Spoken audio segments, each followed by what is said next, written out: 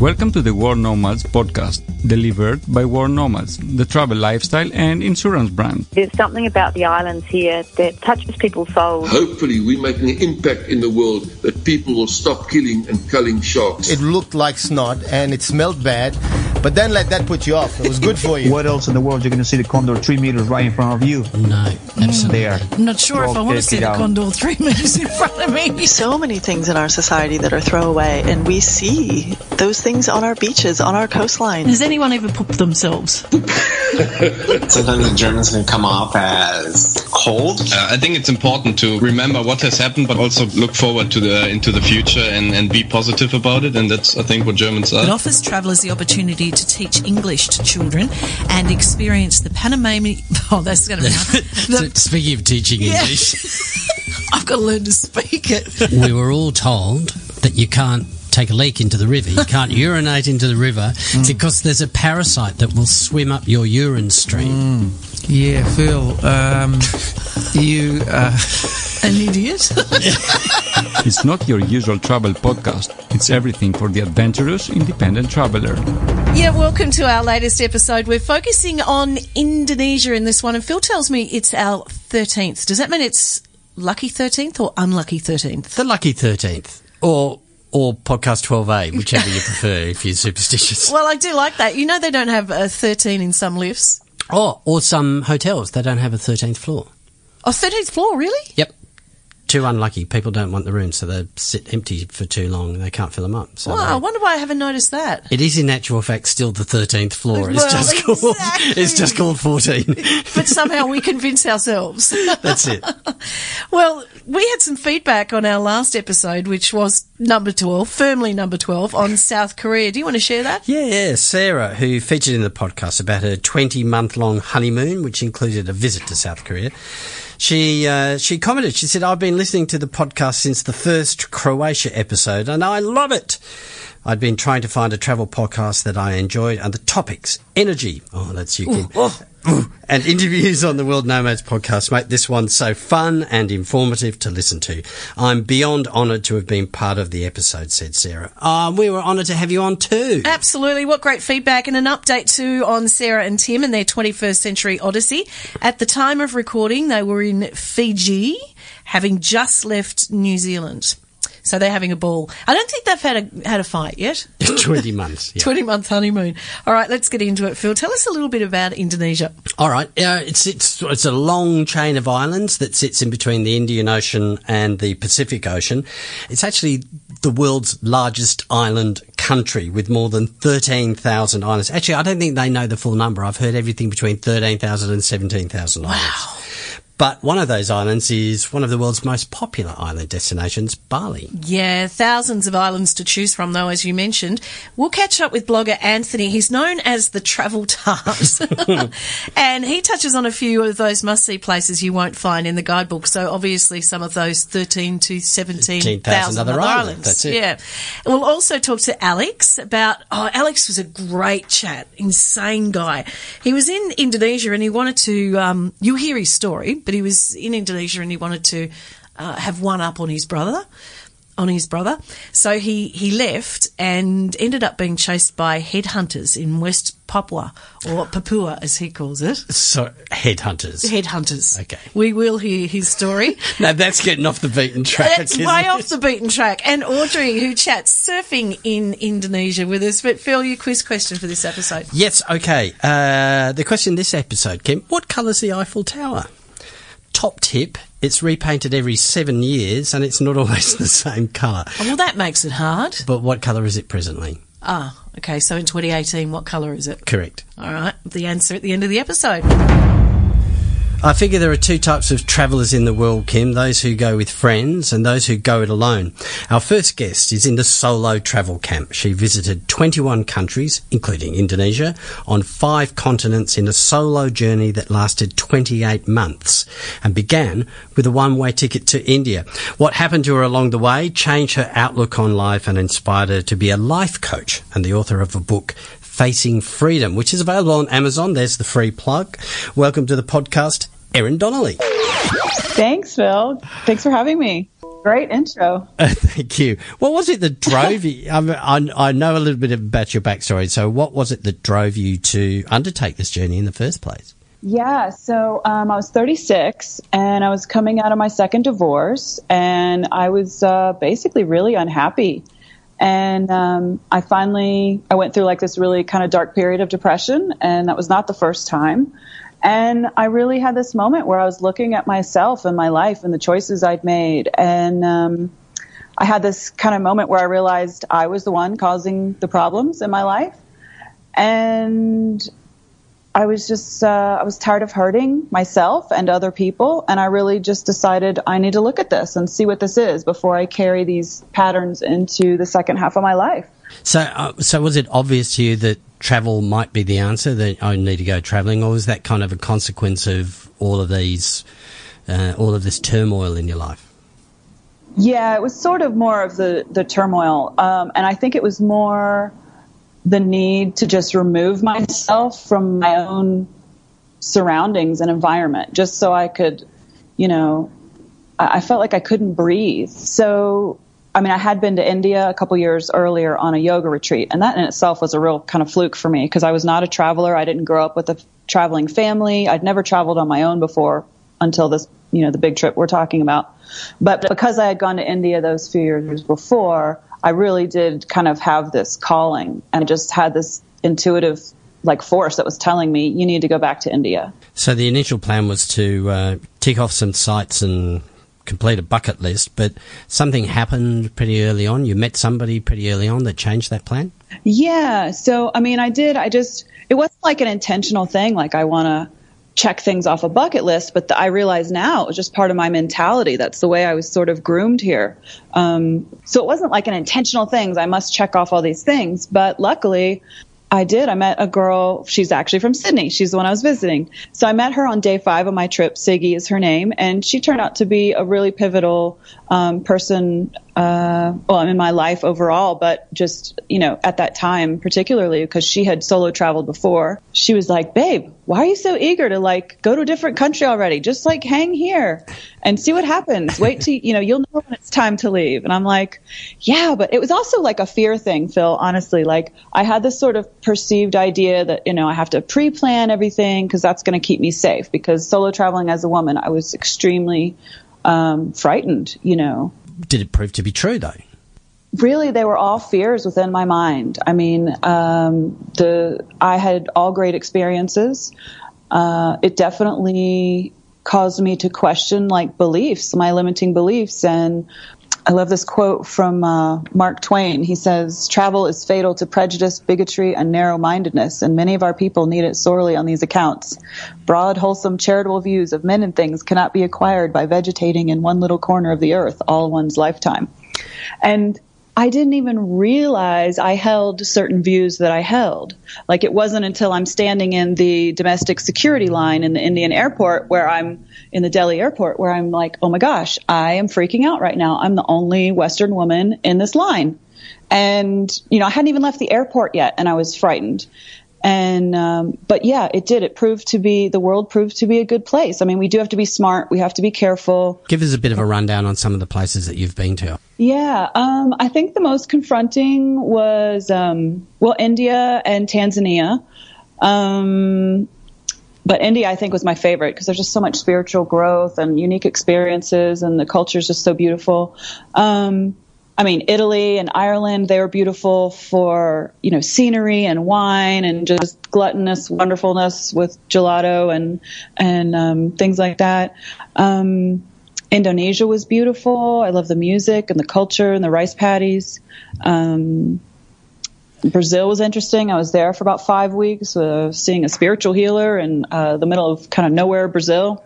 I was interested that you mentioned Tanzania as confronting. What was it about Tanzania?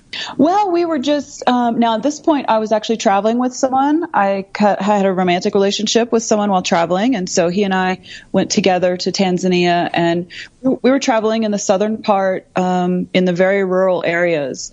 And, we weren't in the north where, the Serengeti is, or most of the tourists. So it was just, and there's a lot of need there. And so just going to the bus terminal to catch a bus in Dar es Salaam, we were bombarded by a horde of men who were they were desperate to just get us on a bus. But when it's 5 a.m. and it's dark and you only have head torches and you're surrounded by people that are really kind of it's sort of a mob mentality, those sorts of things are scary. So what did you do to cope with that sort of feeling of being out of place?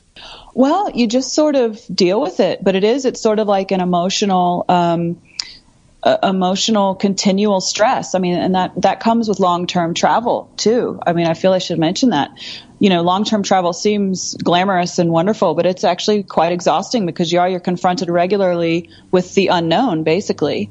So you just kind of deal with it. You make sure you're safe. You befriend the locals. You just kind of try and merge in as you can to the culture, and you make friends. And, even with language barriers, you're able to make friends.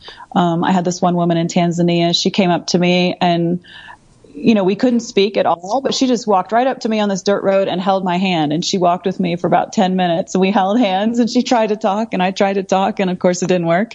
And then she just kind of skipped off and left. Yeah. So there's some really beautiful experiences when you just put yourself in another country. Okay, that gets us to your book, Facing Freedom, and I suppose you've kind of given yourself a new mission now. You want to try and help people to find themselves the way that you have as well. Is that right?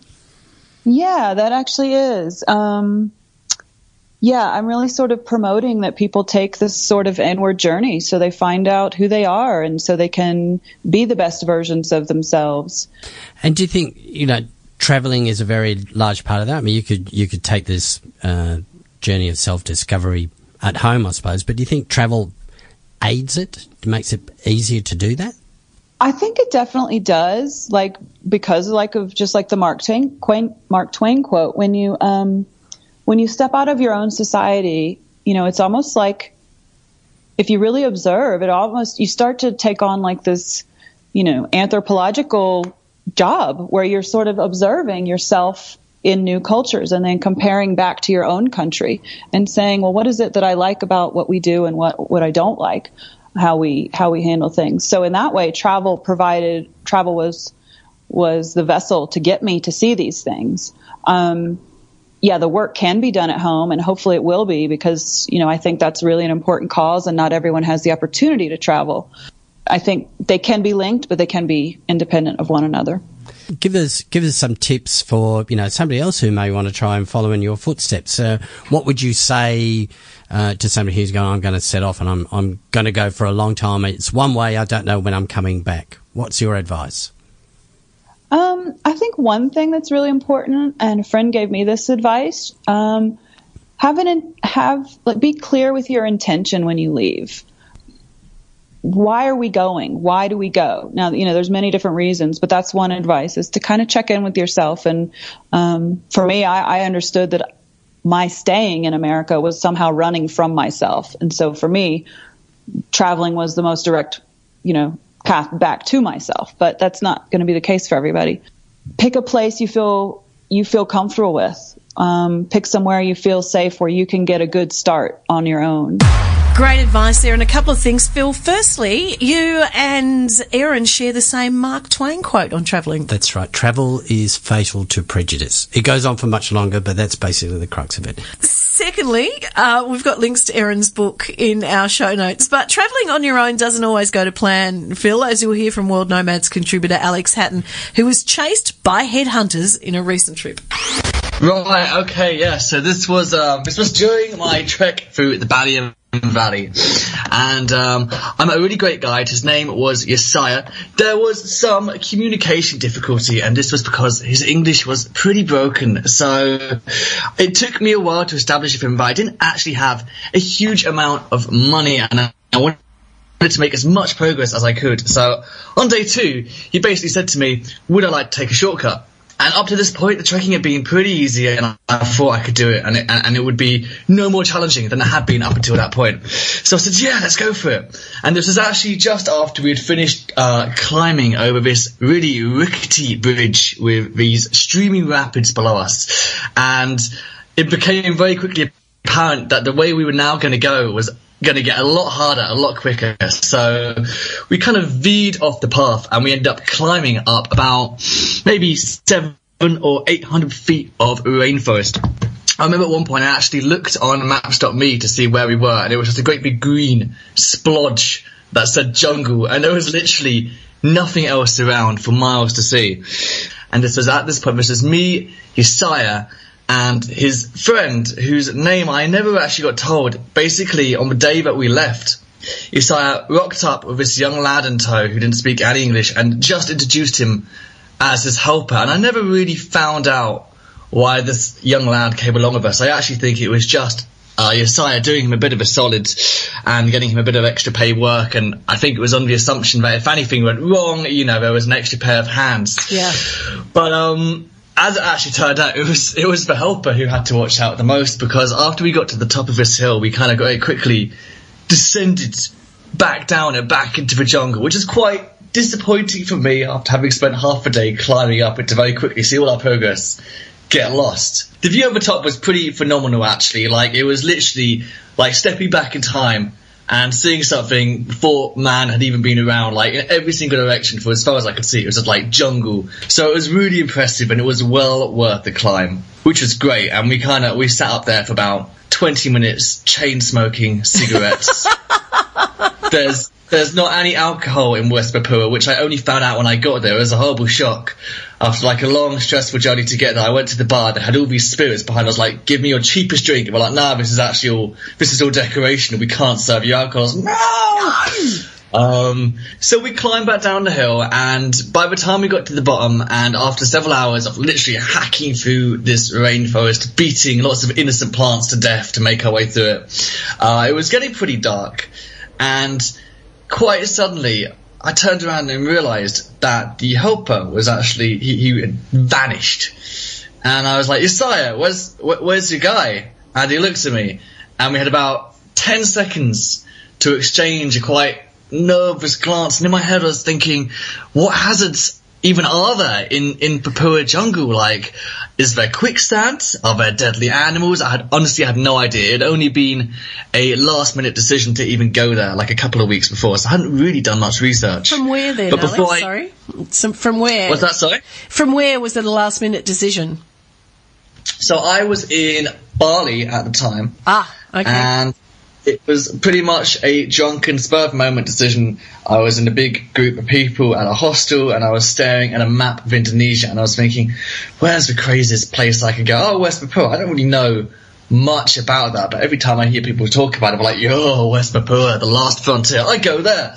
I kind of stood up and drunkenly said to him, I'm going to West Papua. And I was like, great. Who's coming? Yeah, literally. And when I found out it was only going to be me who was going, but I was committed at that point. So yeah, because of that, I hadn't really done much research, and I wasn't really, a lot of the time I was kind of learning as I was going along. So we just found out that Isaiah's friend had disappeared, but before we even really had time to discuss what had happened, we heard shouting and like whooping up ahead, and it was almost like hearing kids playing, Yeah. But suddenly, out of nowhere, it wasn't kids, it was 7 guys, completely naked, donned up in black war paint, and they were carrying bows. They had spears, which were literally, like, the spears were about 2 or 3 times long as I was tall. And watching the way that they balanced these, holding them along their sides as they ran through the jungle, was just phenomenal, to be honest. They were completely barefoot as well.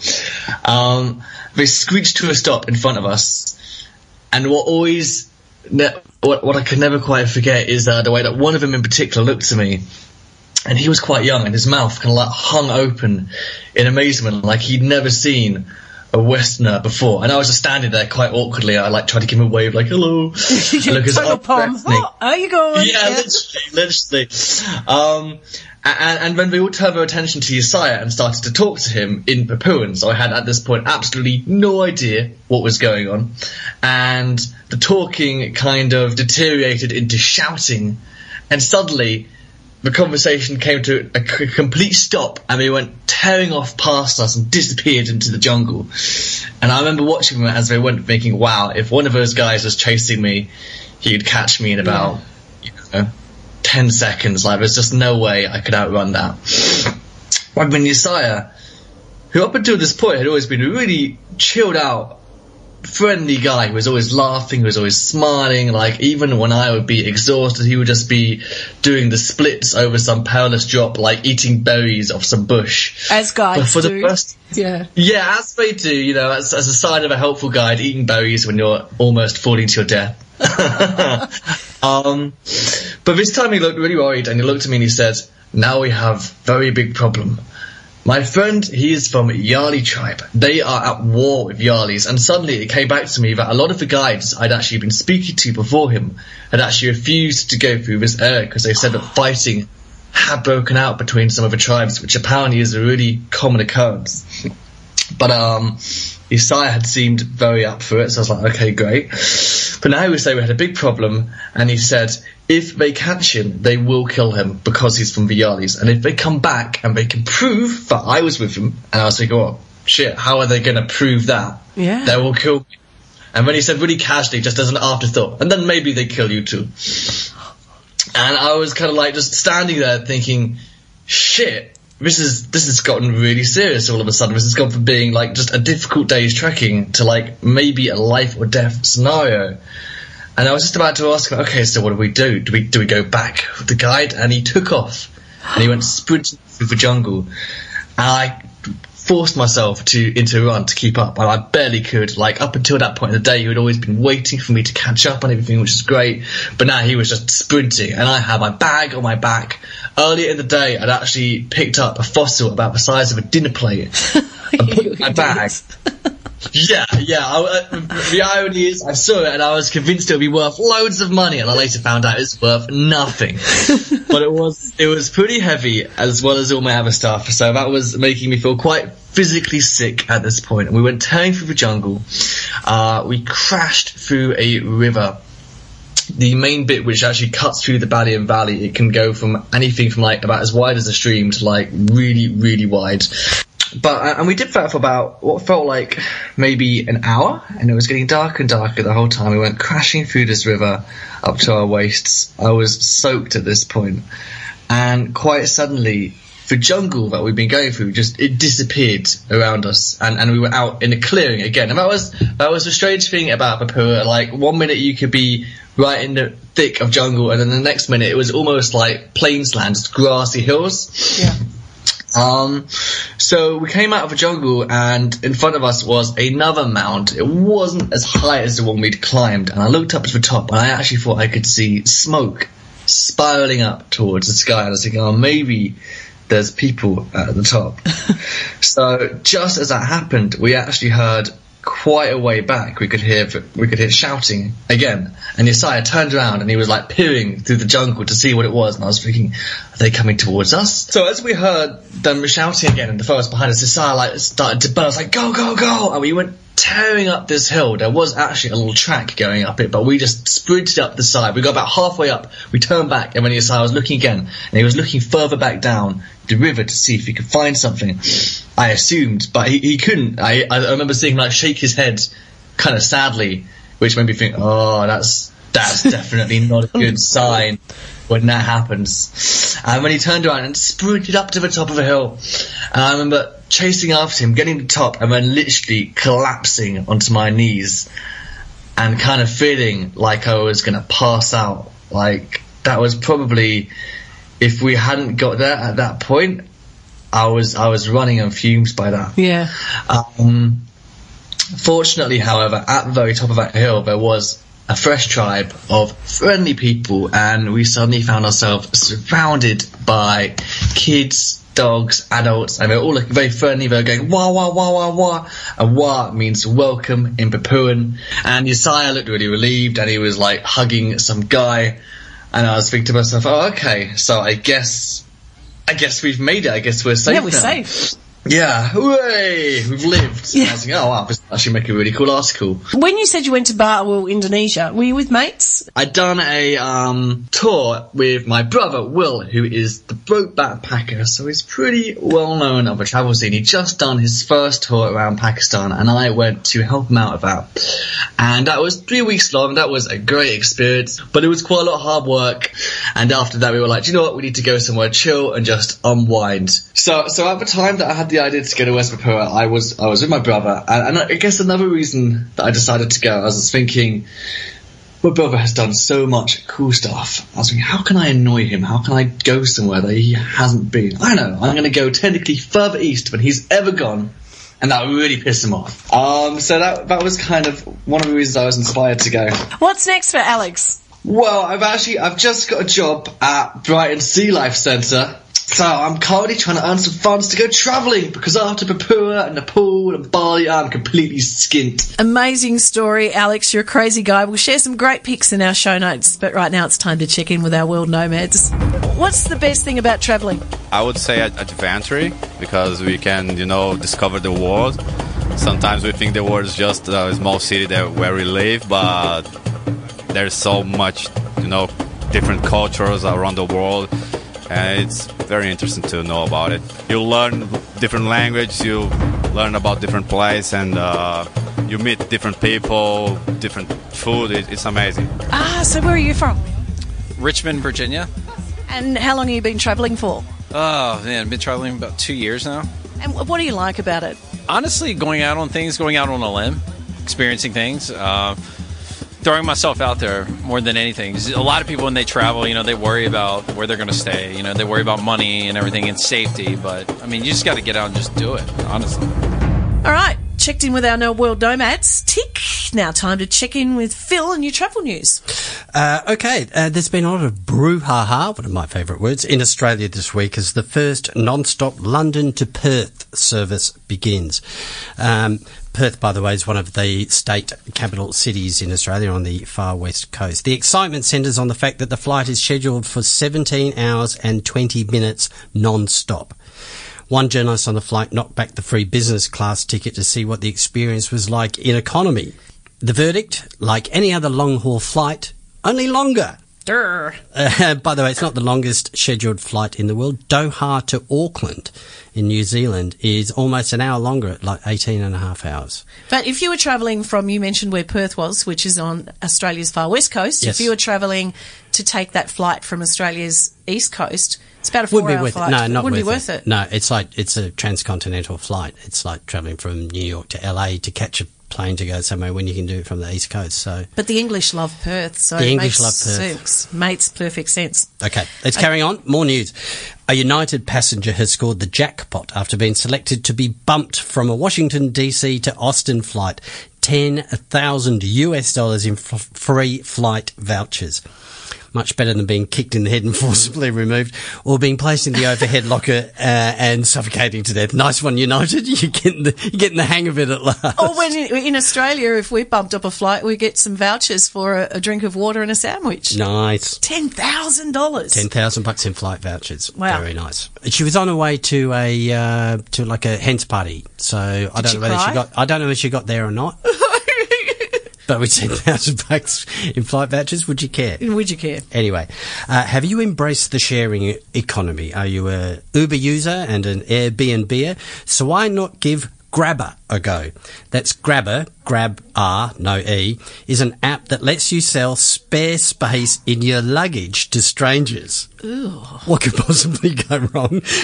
Oh, no. The founders say it's a combination of a rental agency and a courier service. If you're only taking carry-on, why not sell your 25-kilo allowance to someone who wants goods brought in from overseas? Oh, Dodge. As you said, what could go wrong? Heaps. What could go wrong? Heaps could go wrong. Headphones from Colombia, anybody? Exactly. What about, did you pack this bag yourself? Yeah, the app founders say, look, they found ways of making that a safe and secure way, and you have to still comply with all of those rules. But I mean, notwithstanding those sort of difficulties, they've done it. Yeah, why not? Yeah. 25 kilo. If you've got an empty suitcase, flog the space to somebody else. Yeah, I'll take your, dirty undies. Your dirty undies and your illegal salami or whatever it is that you've got. Why not? Okay, a travel podcast, not this one, has named what it says is the most annoying travel habit. The Flight of Fancy podcast says this is the thing that's ruining the joy of travel. And what is that one thing? The crush of people around the baggage carousel. That's why I only ever take carry-on. Oh, okay. I seriously, I get away with it every single trip. Flight of Fancy says, take one small step backwards, everyone. Clear the space at the front and only move forward when you spot your bag. No pushing, no shoving. Everybody wins. Oh, it annoys me. Yeah, look, I have taken luggage on board on a flight before, obviously, and one of the frustrating ones is when the whole family stands there. Yes. Just let one person get the bag. Yeah. I have managed, I think I've seen a few shins have copped it from my bag, but anyway. Anyway, so you agree with that? I agree with that. I hate the baggage carousel. Thanks, Phil. Australians are big fans of travel to Bali. In fact, you mentioned at the top of the episode it's the most popular Indonesian island destination. Absolutely it is. Well, thousands of other islands are in Indonesia, between 13 to 17,000, Phil was saying, because they actually haven't been able to count them. No, can't count them all. That's incredible. So enter travel blogger Anthony, known as the Travel Tart. Firstly, let's find out why he's called that. Well, I actually didn't call myself that at first. Someone actually said that to me once when I had gone on a number of trips in quick succession, and someone called me a Travel Tart, and that sort of reflected the former Queensland Premier, Peter Beattie. He called himself a media tart, right? So he loved being in front of the media all the time. And since I love travelling, they called me a travel tart. So I thought it was a great name to start off my blog with. So something a little bit cheeky but not too offensive. Which is what us Aussies are all about, hey? Yeah, definitely. Look, we're all about like taking the piss and not, not taking ourselves too seriously. So, but I found that, with the blog, it's given me like a point of difference, I guess, because I tend to write about the things that go wrong on the road or the signs that don't translate very well into English and that sort of stuff. So I'm all about the quirky aspects of travel, which is, right up my alley. Which is why we have contacted you for this podcast. So Indonesia really is on the doorstep of Australia, and you've been there? Yes, I have. I've been there a number of times, and I've been outside of Bali, of all places. Now Bali in itself, is an interesting place, but there is so much more to Indonesia than Bali. And if you don't go and venture outside to the other 17,000 islands, like you're doing yourself a disservice. I've been there a couple of times, and I've also gone through Sumatra and Java, which just really blew my mind. And it's a little bit off the beaten track. Not that many people go there, but it's totally worth your time to have a look. Okay, so tell us then. You said in your blog you're this guy that tells us about things that go wrong. What happened in Indonesia that you'd like to share with the audience?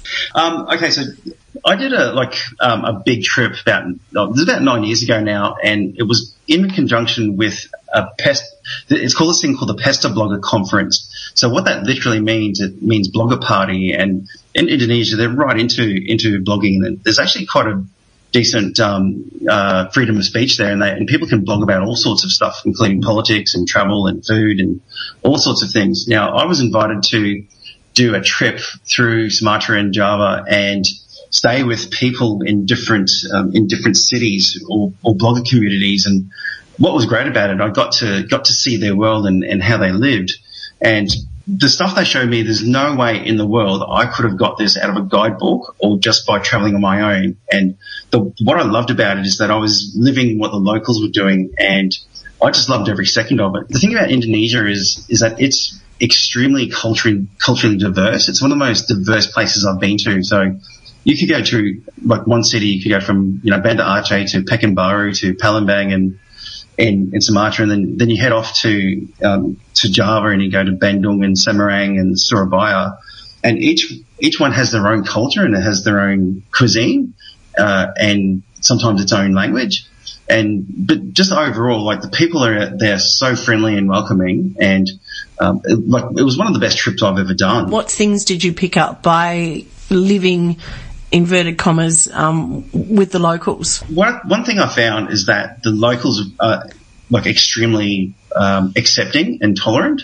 So like Indonesia is like one of the biggest predominantly Islam countries in the world. And I remember like traveling through there and spending time with people, and even though it was stinking hot and I was craving a beer, I was just out of respect, decided not to drink beer in front of people. But they'd come up to me and says, we don't drink beer, but we don't care if you do. So, just, crack on open and we'll have a water with you. So it really didn't matter. They were very accepting and very tolerant of everything and everyone. And I guess they pride themselves on their hospitality. And just as another example on this trip, I was staying with one of the bloggers, and he then asked me, "Are you doing anything tomorrow?" And I said, "No, not really." And then he said, "Well, would you like to come to my sister's wedding as a guest?" Great. And I went, yeah, sure, why not? And so I had to go out batik shirt shopping that afternoon, because that's the traditional dress in Indonesia. So I turned up to the wedding and did what a guest does and provide money for the bride and groom. I even had my photo taken with the bride and groom. As one of a wedding crasher. I was literally a wedding crasher. But I was I didn't crash it. I was invited. I was an invited guest. So that was really quite an amazing experience, because there is no way in the world I could have ever had that kind of experience just as a tourist on my own. But, I did say to them, please show me your world, because that's what I want to see. I don't leave Australia to go and see more of Australia somewhere else. I'm not the kind of guy that's going to booze up with the boys in the bintang singlets over in Bali. So that's not what I wanted. I wanted to see what people do, how they live, and obviously go see Bali, have a look. But it's also worth going to see all those other islands that are out there.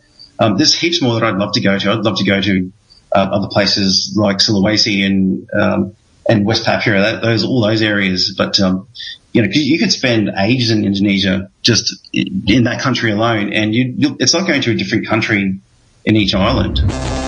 We'll share Anthony's blog in our show notes. And meantime, Phil caught up with Audrey to chat surfing in Indonesia, which makes perfect sense given that she has a website called Surf-Stoked-Moms. That's right. I have a website all about traveling and surfing around the world with my little daughter, Valentina. And, we really just focus on all these far-flung destinations like Indonesia. A beautiful name, Valentina. Good. How old is she? She's 3. Oh, okay. So how do you... All right, well, that's a whole sort of, different set of questions as well. How do you find travelling with a 3-year-old? Because some people put it off. They can't be done. My partner and I both decided that we wanted to keep travelling just the way we did before, with a few sort of adjustments. But I found it really, really amazing. It's actually changed our experience in so many ways, because... a child is the ultimate icebreaker, and basically everyone smiles at you, everyone wants to talk to you, and in Indonesia, particularly in Bali, but all over, they just love kids, and they will take Valentina out and abduct her and then take her through the whole kitchen, and we're having a nice dinner date without her half the time, and it just really gets you, it opens doors for you almost, I mean, it can be difficult. Do you have to, take it, because immune systems and things like that. Do you have to take care with that sort of stuff? We've definitely had our moments. We've had the horror flights, with screaming, and I have a crazy first aid kit of natural remedies and then the hard stuff just in case it all fails, So I always have all that. And she, luckily, touch wood, hasn't been sick at all. It's mostly my husband that gets sick. Yeah. He's got the severe case of the man flu that never goes away. So. Okay. We do. No, it does hurt more. Okay. I'm sticking up for him. Oh, right? Nothing's happened to Valley ever on a trip. Oh, Luke, all the time. Fair enough. Okay, but look, we're here to talk about surfing. Now, Indonesia, I'm here at World Nomads headquarters in Australia, so I'm aware of the fact that there is amazing surf in Indonesia, but other people around the world may not be aware of that. Yeah, I mean, it's pretty much world-class on par with Hawaii. You have waves like Uluwatu and the Mentawai Islands that are they call Mentawai the surfing Disneyland. So that's where people, they save their money their whole life to get there to surf these waves, because it's waves that break over shallow reef and are most likely to have barrels and really critical sections, along with waves that are better for intermediates and beginners. There's a great variety. I mean, there's 17,000 plus islands there, so you got a lot of options. Yeah, and the Mentawai's difficult to get to, or? Yeah. Well, last year we went to Telos, which is just north of the Mentawais, and basically we flew Australia to Bali, Bali to Jakarta, Jakarta to Padang, and then we took an overnight boat trip to the islands that we went to. I think Mentawai you can get there on a speedboat within 3 hours, but that's from Padang, which isn't exactly international outpost. Surfing in Bali, pretty popular as well, but pretty crowded, right? Yeah, I went to Bali for the first time, I think it was in 2007, and I thought it was like the best place I'd ever been in my life, like end all be all. And then I started going back every year, and every year it got more and more crowded, more competitive, and it just became not fun anymore. You know, you don't spend all this money to go to a foreign destination to surf with more people than you have in the water in Australia. So that's when I started searching further afield and ended up in Lombok. Okay, so tell us about the surfing culture in Lombok then. So Lombok's really cool because you can be in Bali and like basically decide in a couple days you want to go to Lombok and pay like $50 on Garuda and fly to Lombok in 20 minutes, and your surfboards are free. And then you get there and it's a completely different vibe from Bali. First of all, it's Muslim and Bali's a Hindu island, but it's also much more arid. I guess across the Lombok Strait is like a big dividing line between like being more like the north part of Australia and being more tropical. So everything's dry, like super dry, but for some reason that means they also have really beautiful beaches. All the beaches are like amazing there with white sand, and which in Bali, if you're up near Kuta, Canggu area, that's all like a black turned up sand. It's not the most picturesque, I would say. And very hot on your feet. And very hot on your feet. But yeah, Lombok has gorgeous beaches and a really chilled out vibe. Like, it's not as built up. There's no traffic. You can get on a motorbike or rent a car and drive pretty much anywhere, and you don't have to wait around like you do in Bali. Like, Bali's just incredible, the traffic these days. So. All right, but you said it is a Muslim island, so, I mean, the surfing culture is a pretty strong culture in itself and, you know, quite hedonistic. How do the two meet? So I think that Lombok is sort of evolving a little bit. I mean, it is Muslim, but I would say overall it's a moderate, generally speaking, it's moderate Muslim culture, meaning that it's not a super hard line sort of situation.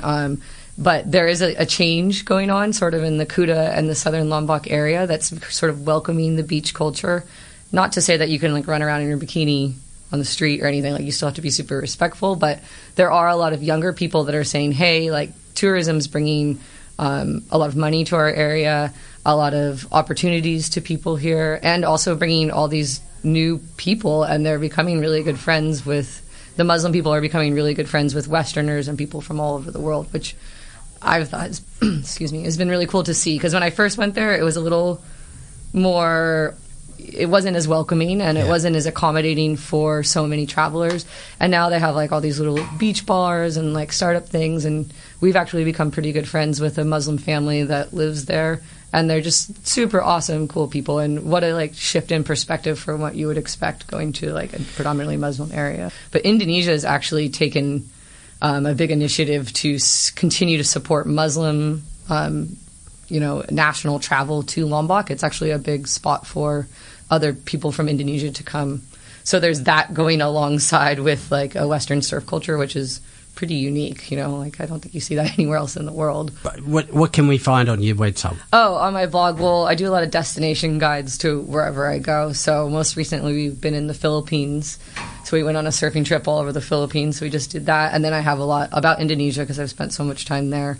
It's also a lot of travel tips for parents who want to keep surfing and taking their kids with them. Packing lists and all that kind of stuff, just to get, because so many moms want to do these trips and dads too, but they're a little bit nervous. And it goes to show that, with the right information and preparation, you can survive a trip with a small child. It's not the end of the world. Bag of Lego and a sticker book. Coloring books are a big thing right now. Yeah. Huge. But we have a girl, so she sits still for longer than boys, I think. Do appreciate you coming. It's been fantastic talking to you. Thank you. A link to Audrey's website in our show notes. Phil, the answer to your quiz question to wrap up this episode. What colour at present is the Eiffel Tower? And they're going to be repainting it again soon. The answer is, unceremoniously, brown. It's brown. So you said they paint it every 7 years. Different colours each year? Pretty much. Well, Versions of brown? Well, according to this newspaper report, originally it was a deep red colour, so that they, because don't forget it wasn't a permanent structure, it was only for the World Exhibition. That's right. Yeah. So they painted it red so you couldn't see the rust, all right? But then it got repainted an ochre colour in 1892. At the turn of the century, they changed it to yellow. But they said that was a bit too optimistic for the era. Well, I mean, I can see it at night, lit up very much. It's a yellow glow, but not... That's crazy. And then it was made a yellow-brown in 1907. And then in about 1968, they said, let's try and get closer to the original colour. So it ended up being painted a kind of red-brown. And at present, it's sort of a murky brown colour at the moment. But as you say, it gets lit up every night. It's got a magnificent light display on it, so it's all sorts of colours. But the actual frame is murky brown at the moment. And when they repaint it this coming year, they think they might turn it back to the more like the original colour of a really bold red. Oh, nice. Keep an eye on I'm just trying to figure, like, obviously I've stood at the base of the Eiffel Tower and the colour is not kind of registering with me. I don't think of it as a colour. Yeah, but it wasn't steel grey. I remember that. It was actually a darker colour. Yeah, it's a darker colour, but not steel. Yeah.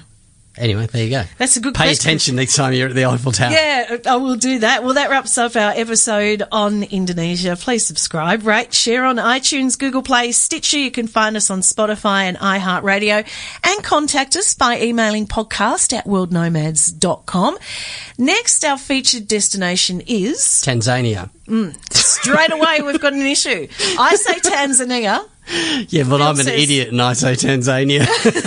Do you know that you're against the tide? I know. It's just it's the word. When I look at it, it doesn't register the right way in my head. It looks like Tanzania to me and I say it. Well, we're visiting that country and that's next. Until then, see ya. Bye. The World Nomads podcast. Explore your boundaries.